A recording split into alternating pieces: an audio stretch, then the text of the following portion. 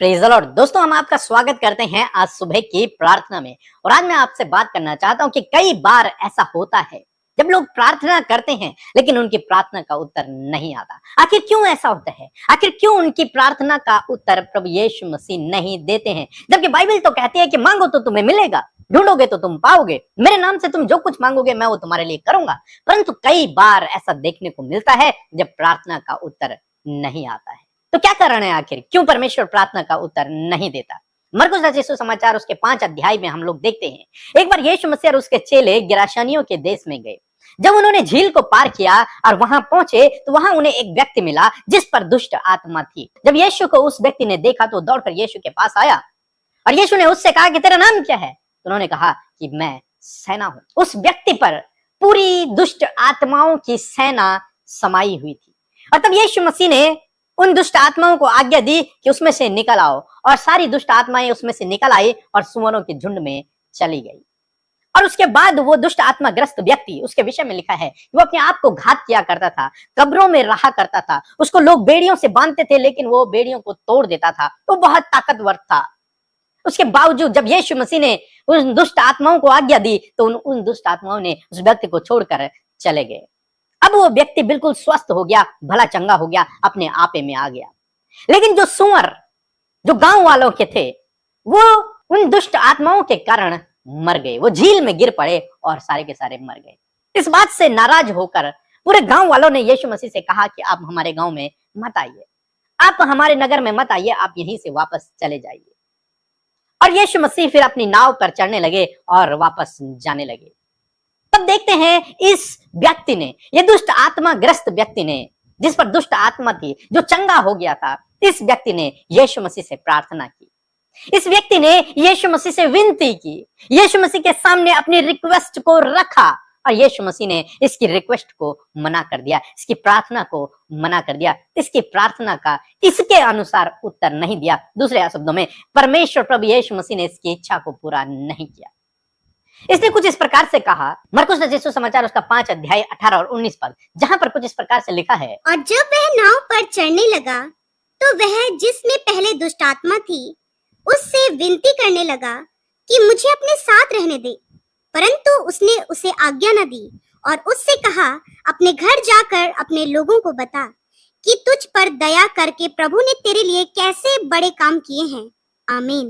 यहाँ पर देखते जब उस दुष्ट आत्मा ग्रस्त व्यक्ति ने विनती की, प्रार्थना की प्रभु यीशु मसीह से, जब प्रभु यीशु मसीह जा रहे थे, उसने कहा कि प्रभु मुझे अपने साथ में ले जा, प्रभु मुझे अपने साथ में रहने दे, प्रभु मैं तेरे साथ में रहूंगा, तेरी सेवा करूंगा, तेरे पीछे चलूंगा, जैसे तेरे अन्य चेले तेरे साथ में हैं, ऐसी मैं भी तेरे साथ में रहना चाहता हूँ। क्योंकि तूने मुझ पर उपकार किया है, क्योंकि तूने मुझे चंगा किया है, क्योंकि तूने मुझे स्वस्थ किया है, तूने मुझे नया जीवन दिया है, इसलिए मैं तेरे साथ में रहना चाहता हूँ। मैं तेरी सेवा को करना चाहता हूँ, मैं तेरी बातों को और अधिक सीखना चाहता हूँ। बाइबल कहती है कि यीशु मसीह ने उसे आज्ञा नहीं दी, यीशु मसीह ने उसे मना कर दिया। यीशु मसीह ने कहा, नहीं, तू मेरे साथ में मत आ, बल्कि तू क्या कर, तो अपने घर जा, तो अपने घर वापस जा और अपने गांव में बता कि यीशु ने तेरे लिए कितने बड़े बड़े काम किए हैं।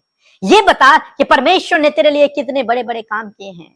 और बाइबल कहती है वो व्यक्ति प्रभु यीशु मसीह की इस आज्ञा को सुनकर अपने गांव में गया। वहां उसने लोगों को बताया कि कैसे प्रभु ने उसके जीवन में अद्भुत आश्चर्य कर्म किया, और बहुत लोगों ने इस बात पर विश्वास किया और प्रभु यीशु मसीह के पीछे चलना शुरू किया।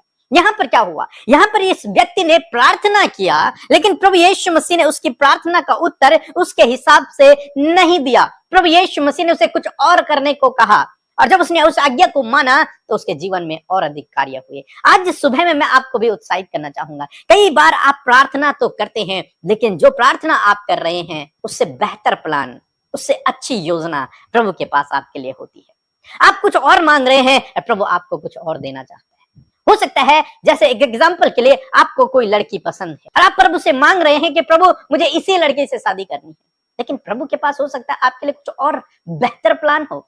जो आज आपको बेहतर लग रहा है, हो सकता है वो कल आपके लिए नुकसानदायक हो, और जो प्रभु आपको देना चाहता है, हो सकता है वो पूरे लाइफ टाइम आपके लिए विश्वास योग्य रहे और बेहतर रहे।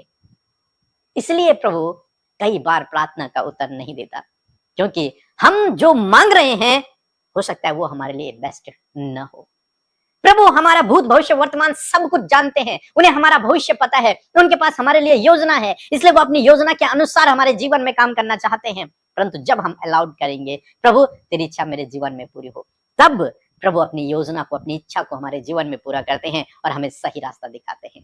कई बार ऐसे ही होता है जब मनुष्य अपनी इच्छा से अपनी योजना को प्रभु के सामने रखता है और प्रभु उसकी इच्छा को रिजेक्ट कर देते हैं और उसे दूसरा रास्ता भी बताते हैं कि ये तेरे लिए सही नहीं है, ये तेरे लिए सही है। लेकिन बहुत सारे भाई बहन प्रभु की आज्ञा को नहीं मानते हैं, इसलिए वे सोचते हैं कि प्रभु तो कुछ करता ही नहीं है, प्रभु मेरे जीवन में कार्य नहीं कर रहा, प्रभु मेरी प्रार्थना का उत्तर नहीं दे रहा। लेकिन हो सकता है कि जो आप मांग रहे हैं वो आपके लिए सही ना हो, जो आप मांग रहे हैं वो आपके लिए सही ना हो, इसलिए हो सकता है कई बार बहुत लेट हो जाता है। तो इसलिए आपको क्या प्रार्थना करना है? आपको प्रार्थना करना है प्रभु तेरी इच्छा मेरे जीवन में पूरी, जैसा तू चाहता है वैसे मेरे जीवन में कर, और अपने जीवन में आगे बढ़ते रहना है। निश्चय प्रभु अपनी भली उत्तम योजना को आपके जीवन में पूरा करेगा और आप अपने जीवन में प्रतिफल को देखेंगे। यहाँ पर इसकी इच्छा थी कि प्रभु की सेवा करे, प्रभु के साथ में रहे, लेकिन प्रभु की इच्छा थी इसके लिए कुछ और थी। ऐसे कई बार हमारी इच्छा कुछ और होती है लेकिन प्रभु हमसे कुछ और चाहते हैं।